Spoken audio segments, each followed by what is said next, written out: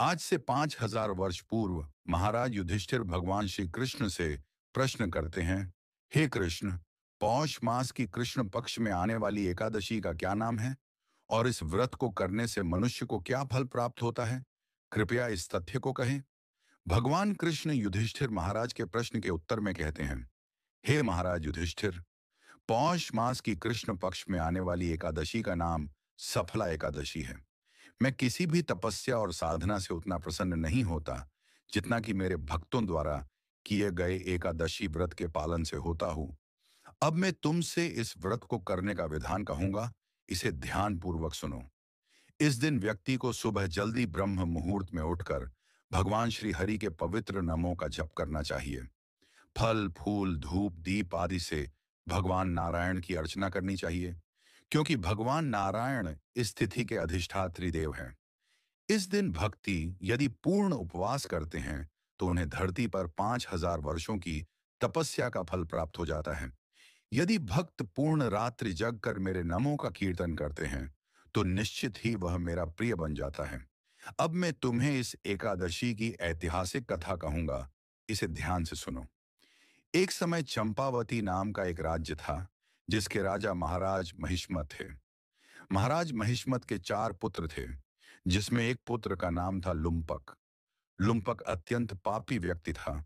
जुआ खेलना, स्त्रियों से संबंध रखना और चोरी करना।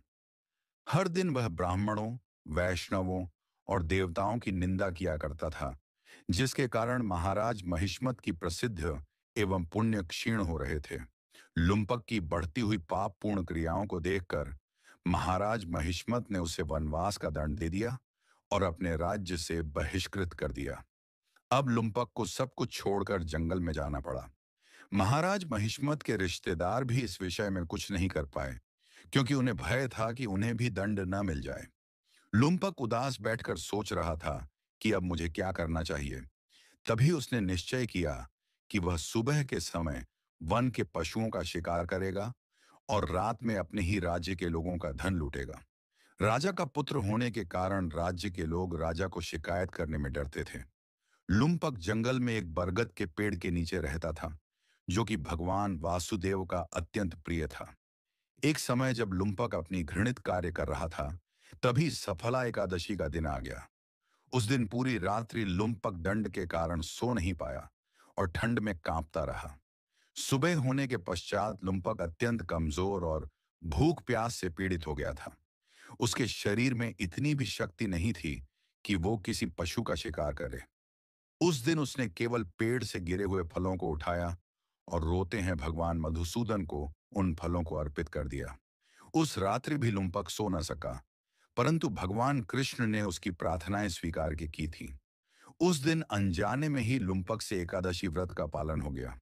सुबह होने के पश्चात एक दिव्य घोड़ा लुम्पक से पास आता है। तभी एक आकाशवाणी होती है, हे लुम्पक, यह घोड़ा तुम्हारे लिए है। इस पर सवार हो जाओ और अपनी राज्य में जाकर राज्य करो। एकादशी व्रत का पालन करने से तुम्हें तुम्हारा राज्य पुनः वापस मिलता है। यह सुनकर लुम्पक भावुक होकर उस घोड़े पर बैठ जाता है और अपने राज्य की ओर बढ़ता है। महाराज महिष्मत भी उसे देखकर अत्यंत प्रसन्न होते हैं और उसकी सभी भूल क्षमा करके लुम्पक को नया राजा घोषित कर देते हैं। लुम्पक एक अच्छा राजा बनता है और अपनी प्रजा को पूर्ण सुख देता है। वृद्ध होने के पश्चात लुम्पक अपने पुत्र को राजा बनाकर जंगल में पूर्ण रूप से अपना मन भगवान श्री हरि के चरणों में लगा देता है। फिर मृत्यु के पश्चात वह वैकुंठ लोक को चला जाता है। ऐसी है इस एकादशी की महिमा।